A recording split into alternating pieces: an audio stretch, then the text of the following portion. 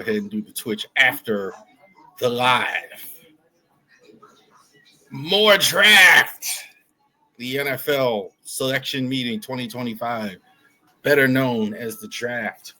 So we had some surprises in the drafts. We had calls for racism. We had Mel Kiper going bananas. We had all type of weird stuff going on the draft. This was about as strange as one as I've ever seen as far as the draft. So we're going to go over that. Obviously, we're going to talk about Shatur and Mel and all the other fun stuff. And NFL NBA playoffs going on. We're going to go there as well. And also, too, we are going to talk about the Orioles. We're going to recap the month and talk about what's going on this week right now. Orioles 5-4 right now in the seventh. O'Hearn is from what I can see at play, just got on with a walk. Okay, so let's go ahead and go over the draft. So the first pick was no surprise to anyone. For months, we've talked about Cam Ward going number one. The Titans all but say, I think this is their next Steve McNair that they're going to have. So Cam Ward is going to be the number one quarterback going forward. Will Levis is still going to be around as the backup, but absolutely no surprise. Travis Hunter going second isn't a shock, but it's where he went. He was traded to the Jaguars. So that's a big surprise. I didn't think the Jaguars were going to try as hard. I mean, they gave up a lot to give him. I mean, they gave up a second round. They gave up a one next year to move up 3 spots and get what a lot of people thought, and I thought as well, the number one player in the entire draft, Travis Hunter. So that's a lot, and he is going to play both ways. So we've never seen this. We've never seen a guy play offense and defense at the same time. They're going to do everything they can to actually have a guy for the first time ever play on both sides of the ball. So the only time he's going to ref is halftime and special teams. Interesting. We'll see. This is big gamble, I think. Not a gamble. Maybe it's too strong a word, but this is a lot that they're taking on here. Abdul Carter wanted to wear 56. Lawrence Taylor's number.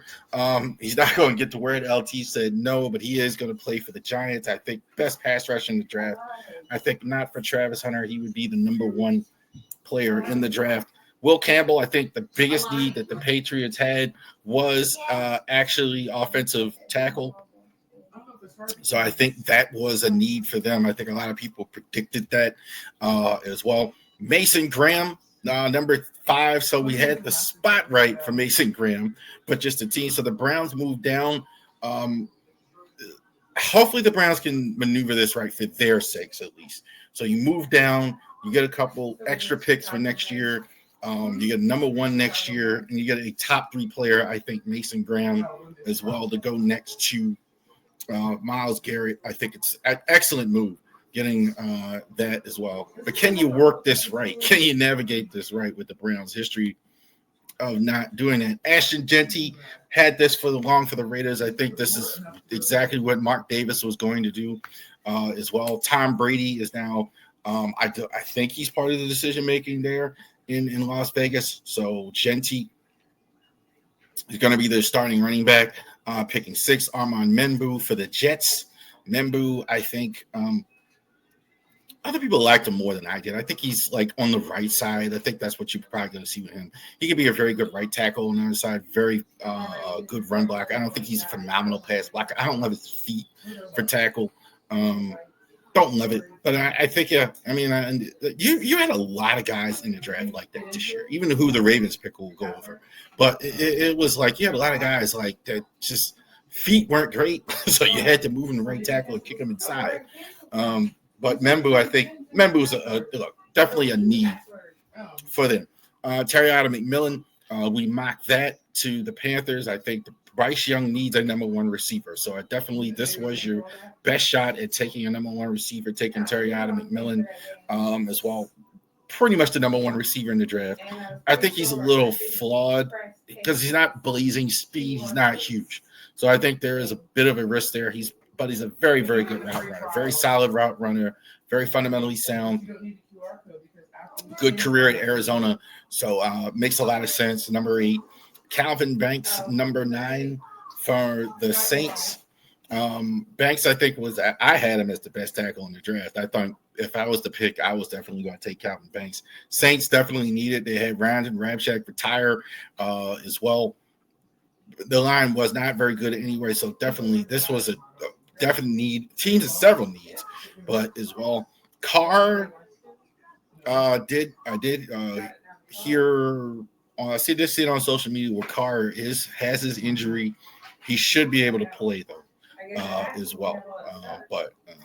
That's a whole nother thing. We won't go into Carr and his foolishness, but yeah, he should be able to play as well.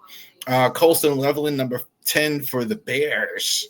What a bit of a surprise, a little higher. I thought they even with Tyler Warren on the board, they took Leveland.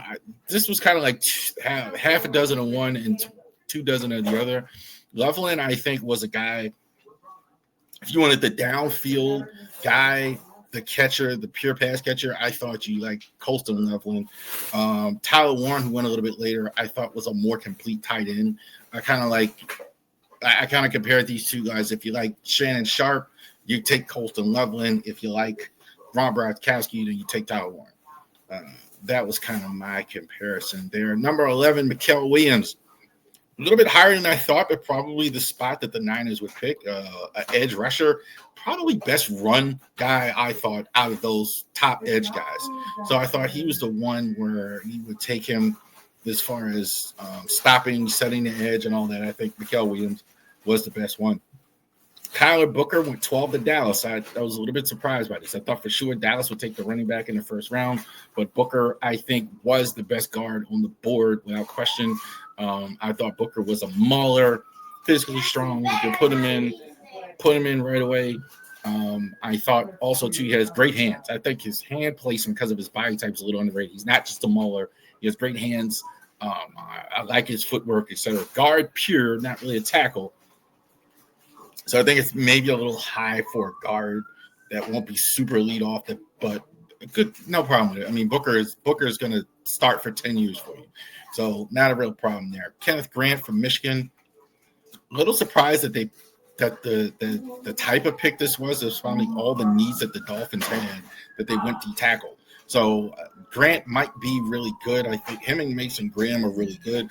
I'd really like to see how he does outside of Mason Graham, though. That'd be interesting to see how well he does outside of that, because he got singled a lot at Michigan because he was playing next to such a really good player. Tyler Warren, I think the Colts are over the moon getting Tyler Warren. I think this is exactly what they needed. They needed an APS title. They had very little tight end production the last few years, and you get I think the best tight end in the draft. Tyler Warren fouls to them. They've been talking about this in Indianapolis for a while. Warren, I think, is a perfect fit no matter who the quarterback is under center. If you want to make a quarterback that's struggling better, give him a tight end more than even a wide receiver. That's definitely a move. Jalen Walker is going to stay in the state and go to the Atlanta Falcons. Walker, I think, slipped a little more than I thought he would. I think he's a more, again, 3-4 outside linebacker more than he is a D-line, because he's a speed rusher. I think he can bend the edge really well. Kind of reminds me of Peter Bower. People, when he came in the league, kind of had the same type of questions. Is he big enough, strong enough? He's going to just fly around those D tackles. He's going to fly around those offensive tackles consistently as well. So they addressed it. So they definitely addressed it here in the first round. Walter Nolan, big problems on the Cardinals defense. Their defense was not getting it done last year. Nolan, I thought, moved up higher than we'll talk that he was going to move up high towards the end. Nolan, I think, did a very good job at Ole Miss during the draft process. So this is about right, I think, where I saw it. I didn't know if the Cardinals were going to take him. I thought they might go edge, but no problem with Nolan. He might be a good pass rusher in time of his own right. Shamar Stewart, very polarizing player. Stewart, I think, has all the measurables. If you look at the measurables, he matches up with Myles Garrett. Everybody else has been a first-round pick. He's an athletic freak, definitely the guy. So you wonder how sometimes these guys turn out. Only 4.5 sacks at Texas A&M. You'll wonder if this is a guy that's going to do that. But I could say, playing across from, if they can keep him, Trey Hendrickson, make anybody go. But Cardinals, Bengals, understandable in need. Just question if the player is going to be able to help you right away. I think he might need a little bit of time. Grace Abel got mocked a lot of times to Seattle. Very good at the Senior Bowl, small school, kick him in the guard. This is about plug and play here. He's going to play right away at guard. Going offensive lineman is very hard to miss in the first round. They probably have the highest hit rate. Usually guards, especially. Usually, if you take one this high, it doesn't. There's not a lot of misses. There's absolutely nothing wrong. Emeka Buga for the Bucks, Tampa Bay Buccaneers. Surprising. I didn't think they would do this. So Emeka Buga, I got no problem with the player. I think he is going to be a good player. They're looking towards the future here is the only thing I can kind of think. They have Jalen McMillan. They re-signed Chris Godwin, and they still have Mike Evans. And then you take another wide receiver. So that's a little not the direction I thought they'd go. They need some linebacker. They need safety help. But this is definitely the thought is I'm kind of thinking the thought is you're not going to have Mike Evans much longer. So you want to build that up now. That's what I'm thinking. Jahdae Barron is my favorite player in the draft. Barron, I think, is a dog. Love the way he plays. He plays with reckless abandon. He can play on the outside. I think he's a much better player, by the way, on the outside. I think you watch the film, I think people think he's just this guy, this disruptor or in the slot. No, this guy can play outside. Not as good as, not the best one in the draft, maybe. But Jahdae Barron, I think is the real deal. Good pick. Everybody was good. I was going to say whoever got Jahdae Barron in the draft. Couple more. Squealers take Derek Harmon, defensive tackle. I don't know who's going to play quarterback. I don't. It looks like they better get Aaron Rodgers. And again, I'm assuming that's what they're thinking. Derek Harmon's a really good player. So Cam Hayward's getting older and it makes a lot of sense. Harmon, you could argue, is the best tackle in the draft. I liked him better than Kenneth Graham. I think some people thought he was better than Mason Graham, but he was right there. A little bit of an injury issue. I think that's probably the reason why Graham separated from him and dropped him. Good pick at 20, but they really need the quarterback. Marion Hampton, this is the replacement for J.K. Dobbins, I think, for the Chargers. So in the offseason, they signed Najee Harris. Look, Chargers going to run the football. Stop being surprised. I think some people was like actually surprised. No, they're going to run the ball all the time. and this is a Jim Harbaugh offense. Greg Roman offense. No, you don't have enough running backs. So it didn't shock me at all. They didn't need linemen. I thought they might take a receiver. I mean, they definitely need, but they're going to run the ball. It doesn't surprise me that they want to load up a running back. It doesn't shock me. Matt Golden, I think the Packers very rarely now take a wide receiver in the first round. They did this year for the first time. I think it's 20 years or something like that, where the Pack took a wide receiver in the first round. Definitely needed with all the injuries that they had as well. So Jordan Love gets another weapon. Probably maybe the fastest receiver in the entire draft. Donovan Jackson for the Vikings. He's going to get to protect the guy he played against in college. J.J. McCarthy. So definitely the Buckeyes and the Michigan going to have to go ahead and figure it out. No problem with it. No problem with that. Not real sexy pick there, but no problem with it. Donovan Jackson, putting him at guard. No real beef with that. I think probably the rest of the draft, I didn't love it. But yeah, it makes sense. I mean, getting a guy there to help on the offensive line. Jackson Dart. So they passed on Shedeur, needing a quarterback, and they took Jackson Dart from Ole Miss. I figured he was going to go in the first. I figured the Steelers might do it, but they passed. So the Giants moved back in and get him. I don't mind this. I don't mind this too much. I think because he's probably not going to play. Russell Wilson's there. He's developmental.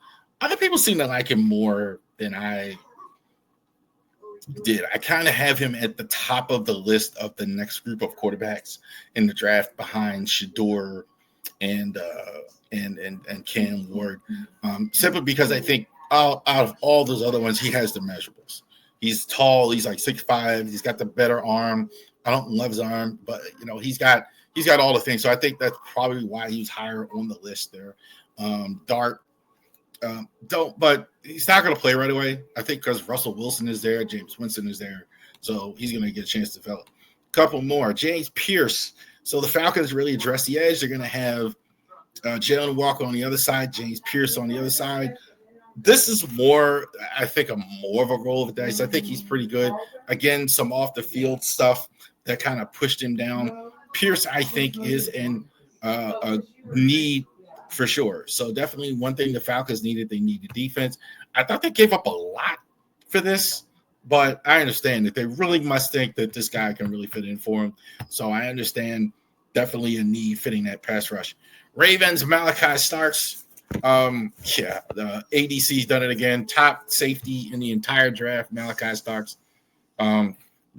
Is it the biggest need? No. Is the player outstanding? Outstanding. You're absolutely right. This guy is definitely going to plug and play right next to Kyle Hamilton. So you're going to see a lot of the same things that you thought you were going to get with Marcus Williams, with Malachi Starks as well. Telek Williams, Ohio State tackle. This is a little higher, I think, than I would have taken him. I think he was probably a mid-second, but they definitely have a need on defense. I thought for sure they were going to go defense some kind of way. They're getting back 8. They're hoping to get back 8. Hutchinson fix their defense. They're a Super Bowl contender. So they're a Super Bowl contender. They're right in it as well. Josh Connolly for Oregon for the Commanders. I got no problem with this. I mean, they definitely not their biggest need. I thought they might go defense. I thought they might have had a bigger need there, but I got no problem with Connolly. Connolly, I think, was the best pass blocking tackle in the draft. Probably next to, well, not better than Will Campbell, maybe, but the second best, I thought, as well. Pass rusher pure. Somebody I think you could put at left tackle. Maybe not right away, but definitely there. Maxwell Harrison did the Dylan was talking to him, Spunky Spectrum Sport, and he loves Maxwell Harrison. He's moving up boards, tremendous speed. Maxwell Harrison. Bills, I didn't think needed any one thing. I think secondary was a need, but I didn't think they needed any one thing. This was kind of a pick. They're such a good team. They could have picked at several different positions. Jai Campbell, Eagles move up one spot to take Jai Campbell as well. Campbell, I think, was the best inside linebacker in the draft by a good margin. So if you're looking for that and you're the Eagles, I understand why you want to make sure you get Jai Campbell, because it was a pretty big, to me, gap between him and everybody else. So definitely makes sense. Josh Simmons for the Chefs. I think that was the last one, right at 32. Take a guy, a little bit of a risk because of the injury, but I think he goes higher without it. But Simmons, I think, is going to start for them at left tackle right away. I think they definitely – this is 9-1-1 for the Chefs. I mean, why did they lose the Super Bowl? They couldn't protect Pat Mahomes. The only time they seem to lose is when they can't protect Pat Mahomes. There you go. The draft. So the Chefs, I get it. I mean, I don't. I'm trying to think if I can think of a team that moved the needle a lot in the draft, and I don't know if it was as well. Teams kind of held form. I don't think anything in particular said, "Wow, okay." A lot of players, I think, kind of in the same area in the draft, so I don't think any one team particularly moved the needle there. So we'll see how that is as well as far as teams in the draft. We'll go over it as well. We'll definitely go over the AFC North and all that fun stuff here pretty soon. So we'll definitely be going over that. So let's take a look at our squad, the Ravens. How did we do in the NFL draft? They did make all 11 picks for sure. So the Ravens did make all 11 picks in the draft. That didn't surprise me at all. I think they moved up, down. I think late in the rounds, they had like 4 or 6 rounders, which was crazy. So let's go over what the Ravens did. We already talked about Malachi Starks doing a comp for all these players. I kind of said I kept saying Brian Dawkins. So I might as well use the comp for Brian Dawkins. I think that's maybe a little high because he's a Hall of Famer, but a complete safety. Guy, I've seen Malachi Starks do so many different things. He can take the ball away if you lift the ball in his area. He can hit at the point of contact. He can play the run. He plays with a lot of energy. That's all the things B-Dawk did. So, again, I don't want to put too much pressure, but this is the type of player that you're getting when you're talking about a Malachi Starks. Is, well, definitely the best safety in the draft. I don't think there's any question about it. So they went ahead and waited. This was probably the best pick in the entire draft. Mike Green from Marshall, the Thundering Herd for you West Virginia people. Mike Green, we're going to talk about Shedeur. This was makes it crazy. So Mike Green apparently had some sexual assault issues at Virginia. He had some sexual assault issues, I think, in high school. They're going to go into that. But what happened was we had him in the first round on a lot of boards, and it dropped him down to like 59. And so he was still there. This was a super easy pick. This guy, the one concern we had is with the contract of Oweh and Van Noy getting older, how good would the pass rush be? Now you don't have to worry because Mike Green is a stud. 17 sacks last year. Outstanding at the Senior Bowl. A little bit worried about the level of competition that he had. Brian Burns, I think, is a great comp for him. Kind of a similar type player. Burns, I think, is a 10-plus sack guy. Green's for sure. I think it's going to be a 10-plus sack guy. They're going to ease him in, I think, because there are two veterans in front of him. But the sky's the limit for Mike Green. I think this is outstanding. The rest of the draft, believe it or not, I didn't love it. I didn't love the tackle picks overall, but there's a potential there. We'll see. Let's say Emory Jones. I think I have him. He played right tackle at LSU. He's going to play guard, I think, for the Ravens. I think he's going to be on the left guard competition. I think, really, they took guys with the measurables, the size, really big guy, plays well. Definitely what you're seeing now is they picked a bunch of guys that can do that zone blocking scheme. That's what he can do as well. So I don't think he plays tackle, at least not right away. But I think he's going to definitely be in that left guard spot, maybe right guard, and kind of compete there as well. Zach Tom of the kind of the same type of guy. All the measurables there, big guy, 6'5".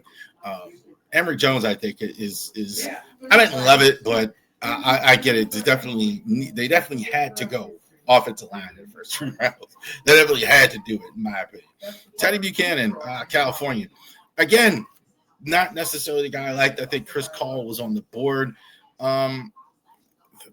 These linebackers weren't particularly great, I thought, in this particular draft. So they must see something in this guy. He's got really good speed, more of a straight line guy. I think he's going to help you more at the line of scrimmage than he is in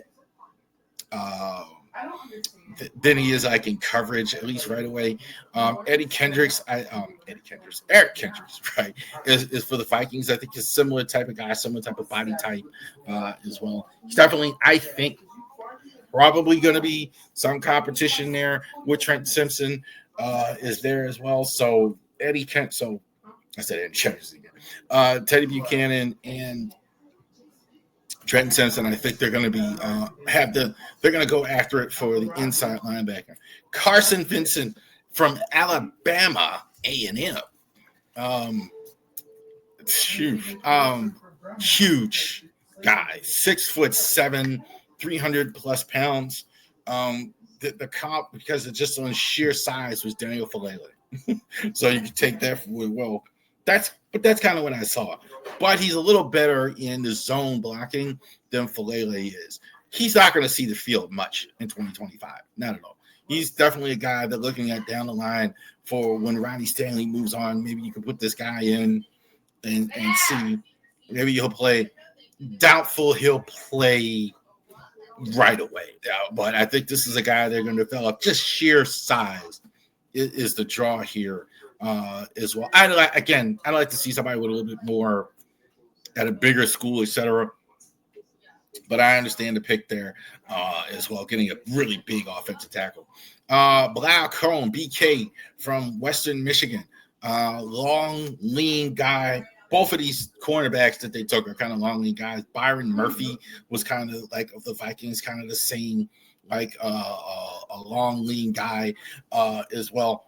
I think he's gonna down in the area where I don't know if he makes a team, but I definitely think he's gonna have a shot at it. He's gonna be in a fight with with Justin Armour Davis. The other pick here we're gonna talk about.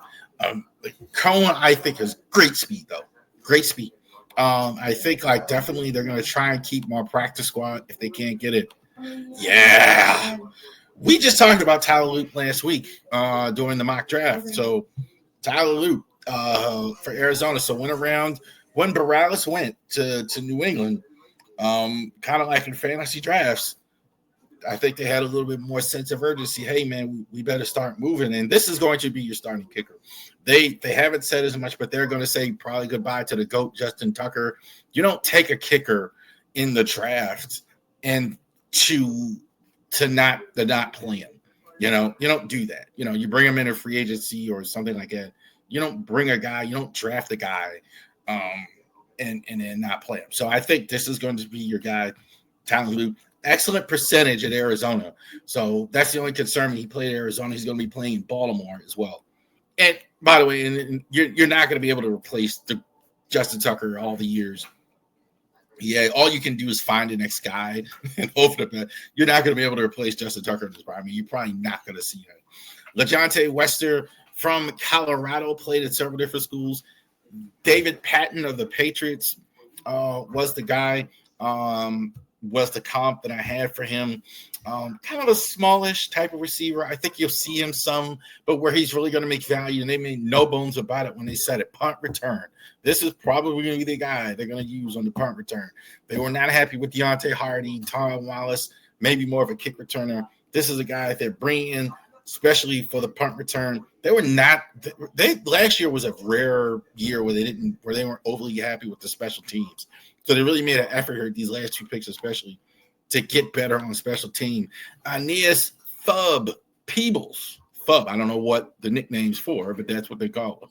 Fub Peebles played at Virginia Tech. Shelby Harris of the Browns is the comparison.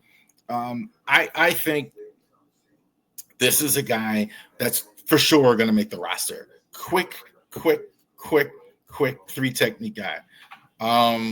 They definitely have needs here for it. So I'm a little surprised they didn't take more of these guys, but this assures it. Really quick, little smallish. That's a bit of a thing. You're going to be at the next level now. These guys, offensive linemen, are bigger, stronger, whatever. So he's able to have his way a lot at Virginia Tech.